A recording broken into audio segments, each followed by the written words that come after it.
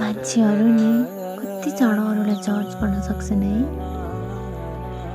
उसको जिन्दगीमा के भइरहेछ, कसो भइरहेछ, के चलिरहेछ ताकि केही पनि थाहा हुँदैन।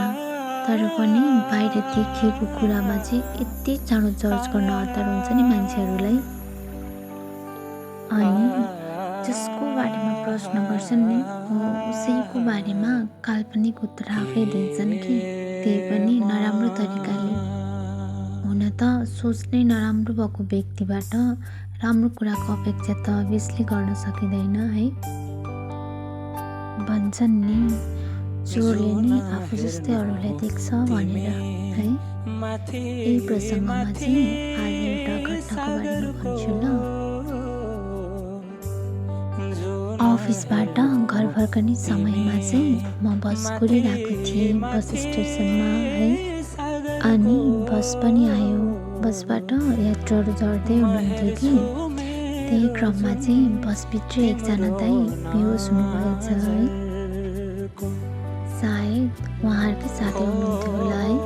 3-4जना मिलेर उहाँलाई बसबाट झारियो। बसबाट झारेपछि त्यही नजिकै बस्ने ठाउँ थियो, त्यहाँ लगेर राख्यो। त्यही बसबाट झर्ने क्रममै खलासी दाइले चाहिँ भाडा भन्दै हुनुहुन्थ्यो कि मलाई चाहिँ कस्तो नराम्रो लाग्यो, किनकि मान्छे बेहोसी अवस्थामा छ होइन।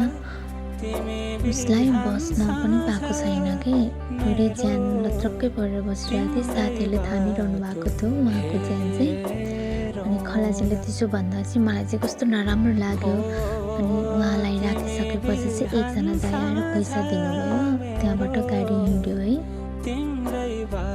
अनि बसभित्र मान्छेहरू भन्न थाल्नुभयो कि यो मान्छेलाई छारे रोग लागेको हुनुपर्छ। यस्तै कुराहरू गर्न थाल्नुभयो, नराम्रो कुराहरू भन्न थाल्नुभयो है। अनि यसै क्रममा चाहिँ एकजना दाइ जो चाहिँ उभिनु भएको थियो, अनि उहाँले भन्नुभयो कि सायद खाएर आएको थियो होला अनि ढल्यो। कति चाँडो भन्न सक्छन् है मान्छेहरूले यस्तो कुराहरू। अनि त्यसै क्रममा चाहिँ एकजना दिदीले भन्नुभयो कि होइन उसको त्यस्तो गन्ध केही आएको थिएन, स्मेल केही आएको थिएन भनेर। अनि फेरि पनि त्यो दाइ कि मै हुँ भन्दै पुरै उभिरहेको मान्छे हात बाँधेर हिजोको ह्याङ होला नि त, उत्रेको थिएन होला नि त, कसरी भन्नुभएको कि ठुलो स्वरमा है। मलाई चाहिँ यति धेरै नराम्रो लाग्यो नि। थाहा छैन त्यो मान्छेलाई के भएको छ भनेर, कमजोरी पनि त हुनसक्छ नि होइन र। कति चाँडो चर्च गर्न सक्छन् क्या मान्छेहरूले, के हो कसो केही बुझ्दैनन् है। प्रेसर लो पनि भएको हुनसक्छ। मान्छेको जिन्दगी हो, कतिखेर के हुन्छ त ठेगान हुँदैन नि। तर पनि त्यसरी अरूलाई नराम्रो भन्न त राम्रो मानिँदैन नि होइन र, राम्रो होइन नि यो कुरा होइन र।